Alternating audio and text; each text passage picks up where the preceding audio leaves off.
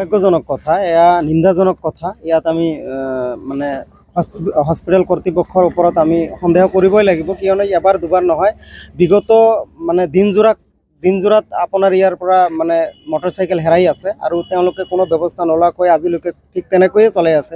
আজি দুৰ্ভাগ্যজনক কথা এই কাৰণে ক'ম যে এজন শিক্ষকক তেওঁলোকে মানে প্ৰশিক্ষণৰ বাবে মাতি আনিছে, আৰু মাতি আনি ক'বলৈ গ'লে আজিৰ বাবে এই মানুহজন তেওঁলোকৰ আলহী আছিল আৰু তেওঁৰ লগত যেনেকুৱা ব্যৱহাৰ কৰিব লাগিছিল কৰিব পৰা নাই, আৰু তেওঁৰ বাইকখন হয়তো হেৰাই গ'ল। আজি তেওঁ বহুত বেদনাময় এটা অৱস্থাত আছে। গতিকে মই হস্পিটেল কৰ্তৃপক্ষৰ ওপৰত অভিযোগ আনিছোঁ।